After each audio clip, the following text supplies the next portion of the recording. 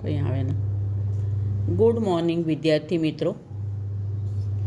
ધોરણ 9 પાઠ 13 ભારત સ્થાન ભૂસ્તરીય રચના અને ભૂપૃષ્ઠ 1. આજે વિદ્યાર્થી મિત્રો આપણે ઓનલાઈન નથી ભણતા. આજે હું તમને વિડીયો મોકલું છું, બરાબર. એ રિવિઝન તમારે કરી લેવાનું. આજે હું તમને પાઠ 13નું રિવિઝન કરાવું છું, બરાબર. પાઠ 13 આપણને પરીક્ષામાં પણ છે પાઠ, અને પાછા આપણે સોમવારથી ઓનલાઈન ભણીશું. પાઠ 13 ભારત સ્થાન ભૂસ્તરીય રચના અને ભૂપૃષ્ઠ. ભૂપૃષ્ઠ એટલે શું? પૃથ્વીની સપાટી ઉપરના અનિયમિત ભૂમિભાગને ભૂપૃષ્ઠ કહે છે.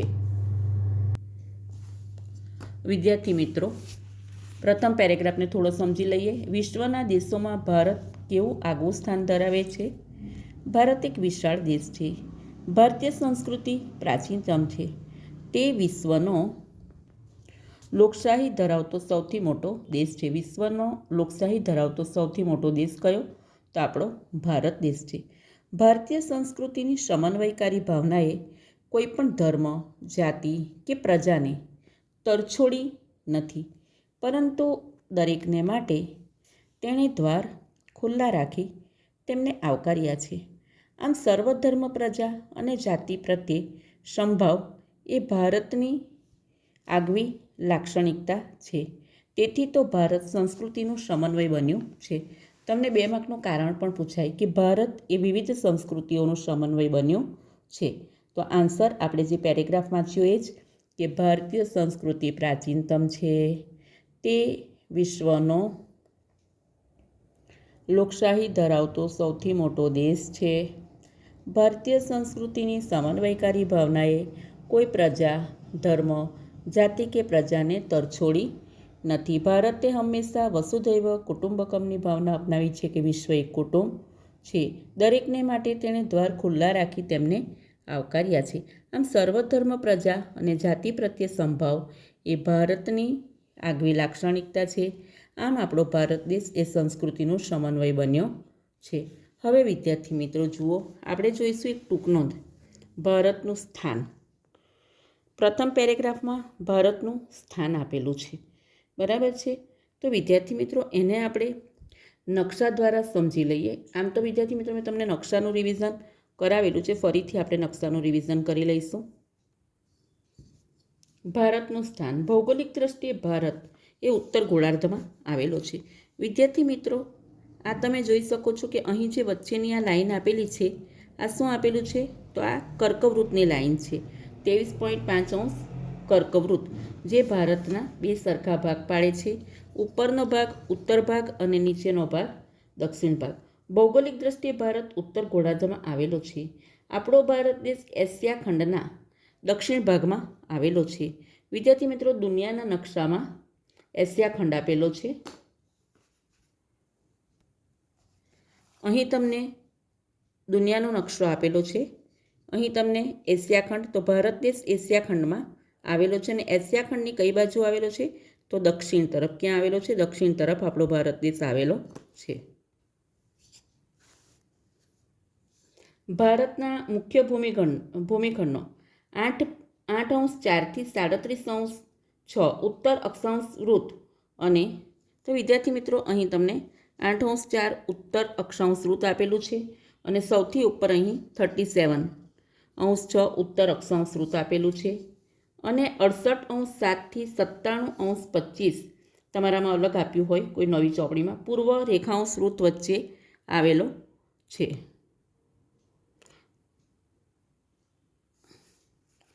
તો વિદ્યાર્થી મિત્રો, ફરીથી આપણે જોઈએ કે અહીં તમને 68.7 પૂર્વ રેખાંશ વૃત્ત, અને અહીં તમને શું આપેલું છે? તો અહીં તમને આપેલું છે, મેં સ્કેલ મૂકી છે ત્યાં, 97.25 પૂર્વ રેખાંશ વૃત્ત, બરાબર. ભારતની મધ્યમાંથી, તો અહીં ભારતની મધ્યમાંથી જો અહીં આડી લાઈન આપી છે, તો ભારતની મધ્યમાંથી શું પસાર થાય છે? ભારતની મધ્યમાંથી કર્કવૃત્ત પસાર થાય છે. એ 23 ને 30 ઉત્તર અક્ષાંશ વૃત્ત પર આવેલી છે. અને કર્કવૃત્ત એ દેશને 2 ભાગમાં વિભાજિત કરે છે. તેનો ઉત્તર ભાગ વધુ પૂર્વ પશ્ચિમ દિશાઓમાં ફેલાયેલો છે. તો કર્કવૃત્તથી ઉપરનો ઉત્તર ભાગ એ ઉત્તર ભાગ એ પૂર્વ પશ્ચિમ દિશાઓમાં ફેલાયેલો છે. ત્યાં વિશાળ મેદાનો તથા દાખલા તરીકે અહીં તો અહીં ઉત્તરનું મેદાન અહીં એટલે કે ગંગાનું મેદાન આવેલું છે અને અહીં ઉપર શું આવેલું છે? હિમાલયની ગિરિમાળા આવેલી છે, હિમાલય પર્વત શ્રેણી આવેલા છે. કર્કવૃતથી દક્ષિણે આવેલું ક્ષેત્ર, તો અહીંયા તમારું કર્કવૃત છે, આ બાજુ કર્કવૃતથી દક્ષિણે આવેલું ક્ષેત્ર, બરાબર છે.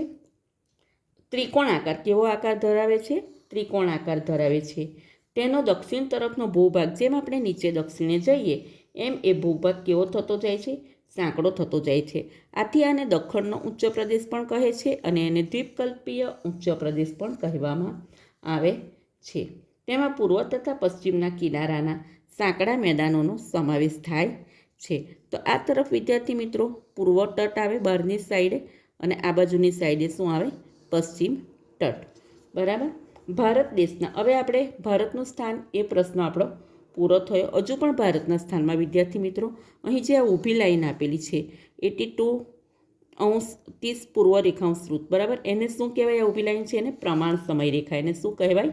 પ્રમાણ સમય રેખા, બરાબર.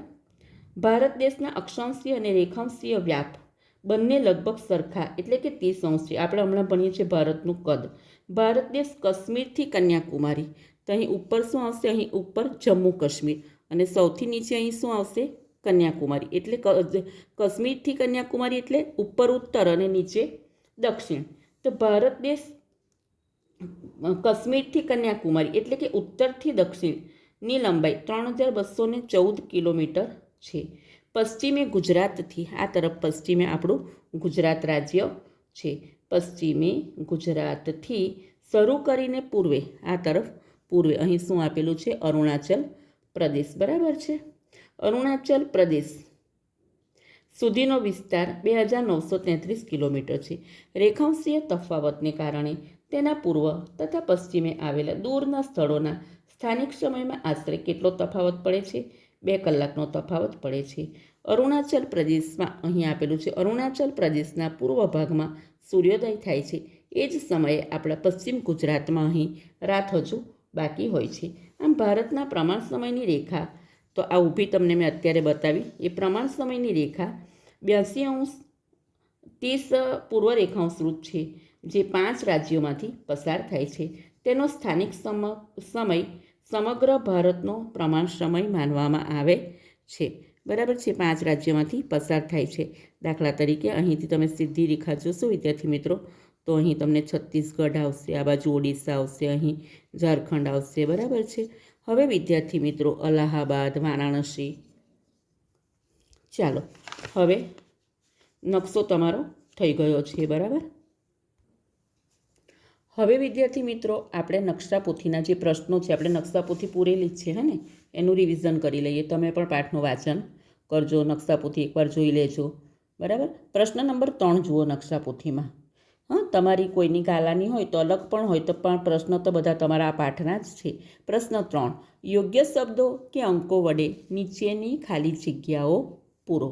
પ્રથમ ખાલી જગ્યા છે, ભારતની મધ્યમાંથી ખાલી જગ્યા વૃત્ત પસાર થાય છે. કર્કવૃત્ત, ભારતની મધ્યમાંથી કર્કવૃત્ત પસાર થાય છે. બીજું, ભારતમાં સૂર્યોદયનો આરંભ ખાલી જગ્યા રાજ્યમાં થાય છે. અરુણાચલ પ્રદેશમાં, ભારતમાં સૂર્યોદયનો આરંભ અરુણાચલ પ્રદેશમાં થાય છે. આપણે જોયું ને પૂર્વે અરુણાચલ પ્રદેશ, તમને નકશામાં પણ પૂછી શકાય. ત્રીજું, ક્ષેત્રફળ સંદર્ભે જગતમાં ભારત ખાલી જગ્યા ક્રમે આવે છે 7મા. ક્ષેત્રફળ સંદર્ભે જગતમાં ભારત 7મા ક્રમે આવે છે. નંબર 4, ભારત અને યુરોપ વચ્ચેનું અંતર ખાલી જગ્યા નહેરને કારણે 7000 કિલોમીટર જેટલું ઓછું થયું છે. સુએઝ, ભારત અને યુરોપ વચ્ચેનું અંતર સુએઝ નહેરના કારણે 7000 કિલોમીટર જેટલું ઓછું થયું છે. નંબર 5, અરબ સાગરમાં ભારતના ખાલી જગ્યા ટાપુઓ આવેલા છે. લક્ષદ્વીપ, અરબ સાગરમાં ભારતના લક્ષદ્વીપ ટાપુઓ આવેલા છે. નંબર 6, મુખ્ય ભૂસંચલનીય પ્લેટો ખાલી જગ્યા છે. મુખ્ય ભૂસંચલનીય પ્લેટો 7 છે.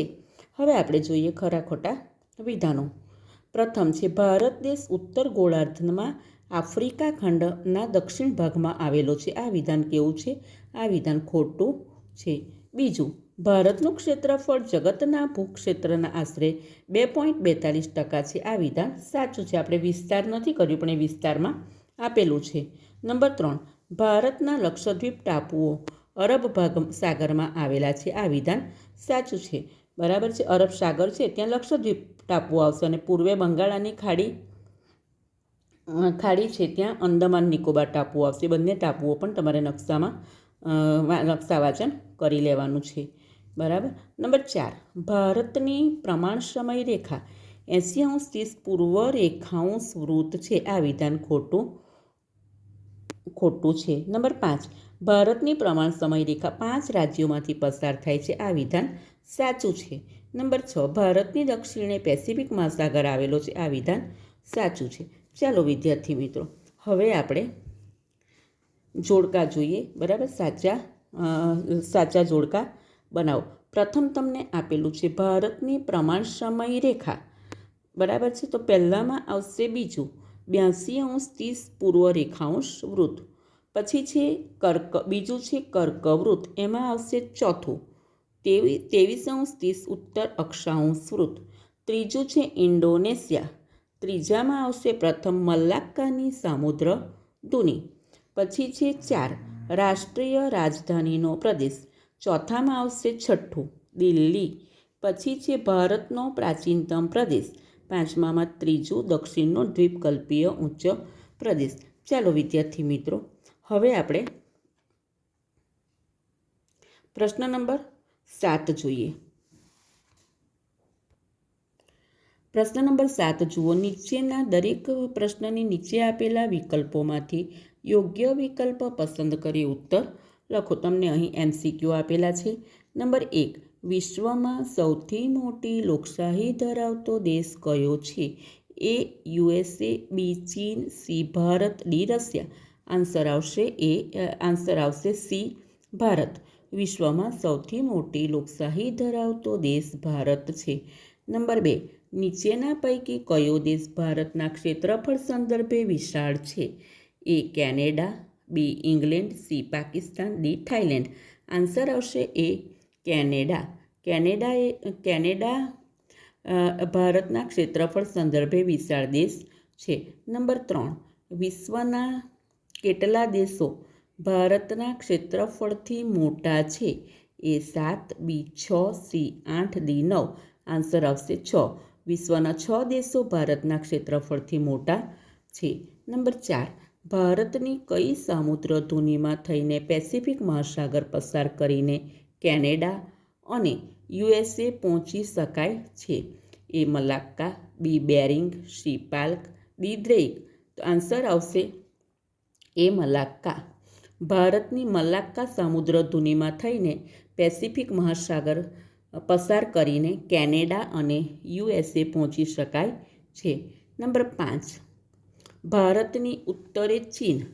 તો ભારતની વાયવ્યે કયો દેશ આવેલો છે? A Bangladesh, B Pakistan, C Sri Lanka, D Nepal. Answer આવશે B પાકિસ્તાન. ભારતની ઉત્તરે ચીન અને ભારતની વાયવ્યે ભારતનો પાડોશી દેશ પાકિસ્તાન આવેલો છે. નંબર 6, ઇન્ડો ઓસ્ટ્રેલિયન પ્લેટ અને યુરેશિયન પ્લેટના ટકરાવથી ટેથીસ સમુદ્રમાંથી કઈ પર્વતશ્રેણીનું નિર્માણ થયું હતું? A Himalaya, B એન્ડીઝ, C Rocky, D Alps. Answer આવશે A Himalaya. Indo Australian plate અને યુરેશિયન પ્લેટના ટકરાવથી ટેથીસ સમુદ્રમાંથી હિમાલય પર્વતશ્રેણીનું નિર્માણ થયું હતું. નંબર 7, ભારતની પ્રમાણ સમય રેખા કયા રાજ્યમાંથી પસાર થતી નથી?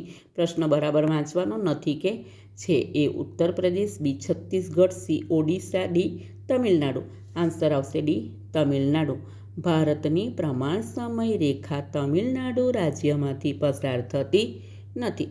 હવે જુઓ વિદ્યાર્થી મિત્રો, પ્રશ્ન નંબર 8, નીચેના શબ્દોની સંકલ્પનાઓ સમજાવો. 1, દ્વીપકલ્પીય. બરાબર, જેની 3 બાજુએ સમુદ્ર કે પાણીનો વિશાળ જથ્થો આવેલો હોય એવો ભૂખંડ દ્વીપકલ્પ કહેવાય છે. દાખલા તરીકે આપણો ભારત દેશ એક દ્વીપકલ્પ છે.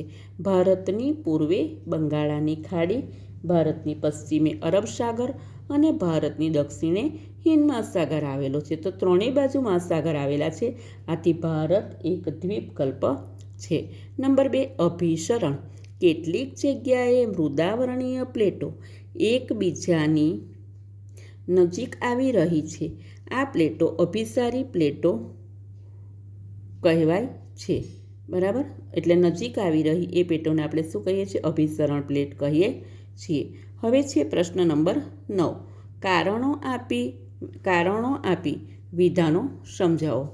ભારત સંસ્કૃતિનું સમન્વય તીર્થ બન્યું છે કારણ કે, આપણે જે પહેલો પેરેગ્રાફ કર્યો તે હું ફરીથી બુકમાંથી જવાબ બોલું છું, જે તમે સાંભળો ફરીથી. બરાબર છે. ભારતીય સંસ્કૃતિ પ્રાચીનતમ છે.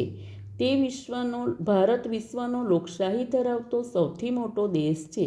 ભારતીય સંસ્કૃતિની સમન્વયકારી ભાવનાએ કોઈ પણ ધર્મ, જાતિ કે પ્રજાને તરછોડી નથી, પરંતુ દરેકને માટે તેણે દ્વાર ખુલ્લા રાખી તેમને આવકાર્યા છે. ભારત હંમેશા વસુધૈવ કુટુંબકમમાં માને છે કે વિશ્વ એક કુટુંબ છે. આમ ભારત સર્વધર્મમાં પણ માને. આપણો ભારત એક બિનસાંપ્રદાયિક દેશ છે. સર્વધર્મ, પ્રજા અને જાતિ પ્રત્યે આપણે સંભાવ રાખીએ છીએ, એ ભારતની આગવી લાક્ષણિકતા છે. આમ ભારત એ સંસ્કૃતિનું સમન્વય બન્યું છે. 2 માર્કનું કારણ પણ તમને પૂછી શકાય. હવે આપણે જોઈએ બીજો પ્રશ્ન. ભારતનું પૂર્વ ગોળાર્ધમાં મોકાનું સ્થાન છે કારણ કે પૂર્વ અને દક્ષિણ પૂર્વ એશિયા અને ઓસ્ટ્રેલિયાથી સુએઝ માર્ગે યુરોપ અને અમેરિકા જતા દરિયાઈ માર્ગો અને હવાઈ માર્ગો એ આપણા ભારતમાંથી પસાર થાય છે. આમ ભારતનું પૂર્વ ગોળાર્ધમાં મોકાનું સ્થાન છે. ત્રીજું, ભારતનો આંતરરાષ્ટ્રીય વેપાર સરળ બન્યો છે કારણ કે ભારત લગભગ 7,500 કિલોમીટર લાંબો સમુદ્ર કિનારો અને મોકાનું ભૌગોલિક સ્થાન ધરાવે છે. આમ ભારતનો આંતરરાષ્ટ્રીય વેપાર કેવો બન્યો છે? સરળ બન્યો છે. વિદ્યાર્થી મિત્રો, ટેક્સ્ટબુકમાં જુઓ કે ભારતનું વ્યૂહાત્મક સ્થાન, એની નીચેનો પેરેગ્રાફ જુઓ કે ભારત પૂર્વ ગોળાર્ધમાં મોકાનું સ્થાન ધરાવે છે અને તેનું વ્યૂહાત્મક મહત્વ પણ વિશેષ છે. પ્રાચીન કાળમાં પરસ્પર સંબંધોને વિકસાવવામાં સમુદ્રોનું મહત્વપૂર્ણ યોગદાન રહ્યું છે. હિંદ મહાસાગરના શીર્ષસ્થ સ્થાને આપણો ભારત દેશ આવેલો છે. એ ઉપરાંત પૂર્વ આફ્રિકા, પશ્ચિમ એશિયા, દક્ષિણ એશિયા તથા દક્ષિણ પૂર્વ એશિયાના દેશોની સાથે સમુદ્ર માર્ગો દ્વારા ભારતનો સંબંધ પ્રાચીન કાળથી રહ્યો છે. પરિણામે ભારતે આ દેશોની સાથે ઘનિષ્ઠ સાંસ્કૃતિક અને વ્યાપારિક સંબંધો પોતાના વિશિષ્ટ સ્થાનને કારણે વિકસાવ્યા છે. હિંદ મહાસાગરમાં કોઈ પણ દેશની તટીય સીમા ભારત જેવી નથી. ભારત આ મહત્વના સ્થાનને કારણે એક મહાસાગરનું નામ એટલે કે હિંદ મહાસાગર પણ તેના નામ ઉપરથી રાખવામાં આવ્યું છે. હવે જુઓ વિદ્યાર્થી મિત્રો, આપણે ગઈકાલે બરાબર છે, આપણે 5મો પાઠ દાંડી યાત્રા એ ટૂંક નોંધ આપણે કરેલી. દાંડી યાત્રા પછીનો એક પ્રશ્ન વિદ્યાર્થી મિત્રો હું તમને કરાવું છું. આપણો 5મો પાઠ છે. બરાબર, 33માં પેજ કે જે હોય તે 5મા પાઠમાં જુઓ વિદ્યાર્થી મિત્રો. આપણે એક પ્રશ્ન કરી લઈશું ગોળમેજી પરિષદનો. બરાબર, ગોળમેજી પરિષદો. એના પહેલાં દાંડી યાત્રા એ તો આપણે ગઈકાલે એનું રિવિઝન કરેલું. ગાંધી ઇરવિન સમજૂતી, ગોળમેજી પરિષદો અને સત્યાગ્રહની મોકૂફી. ધ્યાનથી ભણજો. બ્રિટિશ સરકારે ભારતને કેવા પ્રકારનું બંધારણ તથા સુધારા આપવા તે માટે ગોળમેજી પરિષદો બોલાવી. તો ગોળમેજી પરિષદો શા માટે બોલાવી? કોણે બોલાવી? બ્રિટિશ સરકારે બોલાવી. શા માટે બોલાવી? તો બ્રિટિશ સરકારે ભારતને કેવા પ્રકારનું બંધારણ તથા સુધારા આપવા તે માટે ગોળમેજી પરિષદો બોલાવી. હવે પ્રથમ ગોળમેજી પરિષદની ચર્ચા કરીએ આપણે. પહેલી ગોળમેજી પરિષદ ક્યાં ભરવામાં આવી? લંડનમાં. પણ તે કોંગ્રેસની ગેરહાજરીના લીધે નિષ્ફળ ગઈ પ્રથમ ગોળમેજી પરિષદ. આથી કોંગ્રેસને મનાવવા ગાંધીજી અને ઇરવિન વચ્ચે ગાંધી ઇરવિન સમજૂતી થઈ, જેમાં સત્યાગ્રહની નીતિ, જેમાં મીઠું પકવવાની સ્વતંત્રતા અને શાંત પિકેટિંગની સંમતિ એ મુખ્ય મુદ્દા હતા. ત્યાર પછી બીજી ગોળમેજી પરિષદમાં કોંગ્રેસના પ્રતિનિધિ તરીકે માત્ર ગાંધીજી હાજર રહ્યા, બીજું કોઈ હાજર રહ્યું નહીં. પણ બ્રિટિશ પક્ષે બંધારણ ઘડતર ચર્ચા માટે અલગ અલગ કોમ માટે અલગ અલગ મતદાર મંડળનો વિભાજનકારી મુદ્દો ઉઠાવતા ગાંધીજી નિરાશ થયા અને બીજી ગોળમેજી પરિષદ પણ નિષ્ફળ ગઈ. આમ બંને ગોળમેજી પરિષદો નિષ્ફળ ગઈ. ત્યાર પછી વિદ્યાર્થી મિત્રો, આજે હું તમને હોમવર્કમાં 2 ટૂંકનોંધ આપું છું. એક હિંદ છોડો ચળવળ એ ટૂંકનોંધ કરવાની છે અને બીજી છે સુભાષચંદ્ર બોઝ. બરાબર છે. અને વિદ્યાર્થી મિત્રો, હવે તમે જે સુભાષચંદ્ર બોઝ કે હિંદ છોડોની ટૂંકનોંધ કરો એમાંથી શું કરવાનું, ધ્યાનથી કરજો, એટલે એમાંથી તમને ખરા ખોટા, બરાબર છે, ખાલી જગ્યા, MCQ કોઈ પણ પ્રશ્ન હોય તો તમને આવડી શકે. બરાબર, કરવું પડશે. ચાલો વિદ્યાર્થી મિત્રો, એ જ 5મા પાઠના સ્વાધ્યાયના MCQ એકવાર કરાવી દઉં. પ્રથમ છે સાયમન કમિશન કેટલા સભ્યોનું બનેલું હતું? A5, B6, C7, D8. Answer આવશે C7. સાયમન કમિશન 7 સભ્યોનું બનેલું હતું. બીજું, દાંડીકૂચ ક્યારે કરવામાં આવી? A12 April 1930, B12 March 1931, C12 March 1930, D12 March 1929. Answer આવશે C 12મી માર્ચ 1929 દાંડીકૂચ કરવામાં આવી. નંબર 3, કઈ વ્યક્તિ દાંડીકૂચને મહાભિનિષ્ક્રમણ સાથે સરખાવે છે? A Mahadevbhai Desai, B Sardar Vallabhbhai, C Maulana Azad, D Subhashchandra Bose. Answer આવશે A મહાદેવભાઈ દેસાઈ એ દાંડીકૂચને મહાભિનિષ્ક્રમણ સાથે સરખાવે છે. નંબર 4, ડોમિનિયન સ્ટેટસ એટલે શું? A સંસ્થાનિક સ્વરાજ્ય, B સાંપ્રદાયિકતા, C પૂર્ણ સ્વરાજ્ય અને D સરમુખત્યારશાહી. આન્સર આવશે A ડોમિનિયન સ્ટેટસ એટલે સંસ્થાનિક સ્વરાજ્ય. બરાબર. હવે જુઓ નંબર 5, મોનફોર્ડના સુધારામાં સુધારાની જરૂરિયાત માટે કેટલા વર્ષે કમિશન નિમવું તેવી જોગવાઈ થઈ હતી? 10 વર્ષે. મોનફોર્ડના સુધારામાં સુધારાની જરૂરિયાત માટે 10 વર્ષે કમિશન નિમવું તેવી જોગવાઈ થઈ હતી. નંબર 6, સાયમન કમિશનનો વિરોધ કરવા લાઠીચાર્જથી કોનું મૃત્યુ થયું હતું? A Pandit Jawaharlal, B Lala Lajpat Rai, C Govind Vallabh Pant, D Motilal Nehru. Answer આવશે B લાલા લજપતરાય. સાયમન કમિશનનો વિરોધ કરતા લાઠીચાર્જથી લાલા લજપતરાયનું મૃત્યુ થયું હતું. નંબર 7, નેતાજીનું હુલામણું નામ કોને મળ્યું હતું? A Subhash Chandra Bose, B Vallabhbhai Patel, C Rashbehari Bose, D Jawaharlal Nehru. Answer આવશે સુભાષચંદ્ર બોઝ. સુભાષચંદ્ર બોઝને નેતાજીનું હુલામણું નામ મળ્યું હતું.